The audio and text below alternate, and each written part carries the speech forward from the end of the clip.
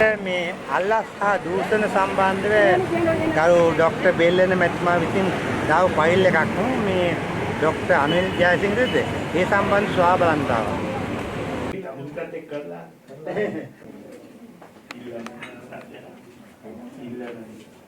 මම කිල්ලන්නේ මොකද මේ ආස්ති බලන්න ප්‍රශ්න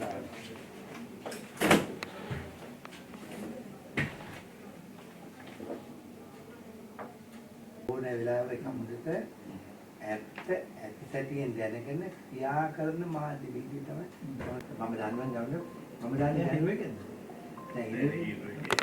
නෑ එයා හිරුවේකටනේ අර මේ බලේ කරන්නේ කියන්නේ ශ්‍රී ලංකා මාතෘ භූමියට ආදරය කරන ශ්‍රී ලංකා මාතෘ භූමියට ගරු කරන සියලු රටවැසියන් වෙත හොඳ දැනුම් දීමක් මේ අවස්ථාවේ මම ප්‍රකාශ කරනවා. බෙල්ලන අපි කියමු ડોક્ટર බෙල්ලන නියෝජ්‍ය අධ්‍යක්ෂක ජාතික මහරෝහලේ මේ ජාතික මහරෝහලේ නියෝජ්‍ය අධ්‍යක්ෂක ගරු ගෞරවනීය වෛද්‍ය බෙල්ලන මැතිතුමාට මේ වෙන විට නොයෙකුත් ආකාරයේ ප්‍රශ්න රාශියක් දානවා ඇතැම් මේ ස්ථානයේ විනාශ කරන්න අපොය. වසර 60කින් විශ්‍රාම යන්න තියෙන ලේකම්වරු තවත් වසර 6කින් දීර්ඝ කරන්නේ තවත් මේ රෝහල් පද්ධතිය සමස්ත ශ්‍රී ලංකාවේ සිල් රෝහල් පද්ධතියම විනාශ කරන්නද කියලා වර්තමාන ජනාධිපති අනුර කුමාර දිසානායක මැතිතුමන්ගේ සහ නලින්ද ජයතිස්ස වෛද්‍යාචාර්යතුමගෙන් මම අහනවා. දැන් මේ වෙන විට මේ බලන්න මේකේ තියෙන දේවල් මහ විශාල වශයෙන් දූෂණ වංචා තියෙනවා අනිල් ජයසිංහ මැතිතුමාට. අද අනිල් ජයසිංහ මැතිතුමා මේ සම්බන්ධව මේ ගරු බෙල්ලන මැතිතුමා විසින් මේ කරන දූෂණ වංචා හෙළිදරව්වේදී මේතුමා පෙන්වීම සඳහා මේ ඇතැම් අයට පුළුවන් විදිහට පන්නා ගහනවා. ඇයි මේ දූෂණයට විරුද්ධව වැඩ කරන රජයක් නම් මේ වගේ දක්ෂ බුද්ධිමත් පරිපාලනය සම්බන්ධ මේ යට සුදුසු ආසනයේ සුදුසු පුටුවේ එහෙම නැත්නම් සුදුසු ස්ථානයේ දීලා ඉහෙට අරගෙන තනතුරු දීලා දෙන්න ඕන. මේ තියාගන්නේ නියෝජ්‍ය අධ්‍යක්ෂතුරේට ඊළඟට අතිරේක ලේකම් ජේෂ්ඨ සහකාර ලේකම් ඊළඟට ලේකම් දුරට සුදුසු අය ඉඳදී රජයේට ආවඩන කට්ටිය රජයේට පහන දැල්වන කට්ටිය පහන නිවන කට්ටිය තියා ඉන්නවා. මෙන්න මේ වගේ අදක්ෂයන්ගෙන් තමයි ජනාධිපතිතුමනි ඔබතුමාලා ආරක්ෂා වෙන්න ඕනේ. ඔබතුමාලා කවදාකවත් පරිපාලනය කරන වෛද්‍ය සම්බන්ධ කටයුතු කළා නැහැ. නමුත් නලින්ද ජයතිස්ස මැතිතුමනි ඔබතුමා දක්ෂයෙක් උගත් බුද්ධිමත් ඔබතුමාට මම ගරු කරනවා. ඔබතුමා ඉදා අවංක මනසෙක්. නමුත් මේ අවස්ථාවේදී මේවා සම්බන්ධව ડોક્ટર බෙල්ලන එනතම් බෙල්ලන මැතිතුමා යම් ස්ථානයකට මාරු නොකර මේතුමා මේට වඩා සුදුසු ස්ථානයක තියාගෙන මේතුමාගෙන් වැඩ ගන්නා ලෙස මං ගෞරවයෙන් ඉල්ලා සිටිනවා. ඒ වගේම තමයි පරිපාලනයේ කරන අය තමයි පරිපාලනය දන්නේ. තමුන්නාලා මතකයිනේ 2019 කොවිඩ් සම්බන්ධව මේ ඇන්ටිජන් මංකොල්ලේ මේ ඇන්ටිජන් සම්බන්ධව ගැහිල් කාර්ද දිලීප් ජයවීරට දිලීප් ජයවීර මෙලෝ හතරක් දන්නේ නැහැ. මිනිහාගේ ආයතනය තමයි මේවා ගෙන්නුවේ. අන්තිමේ දිලීප් ජයවීර තමයි මේකට බැට කෑවේ. නමුත් දැන් තේරෙනව නේද මේකේ ඇන්ටිජන් කවුද යම් විදිහට ඒවා කාලා තියෙන එක දන්නවනේ. දැන් තේරුම් ගන්න. දැන් දිලීප් තමුන්නාන්සේ හැම වෙලාවෙම ප්‍රකාශනයක් කරන්න පාර්ලිමේන්තුවෙන් එළියට හරි ඇවිල්ලා පාර්ලිමේන්තුවේ හරි ඇතුළේ මම නෙවෙයි ඇන්ටිජන් වලට වගකීම් යුත්තේ.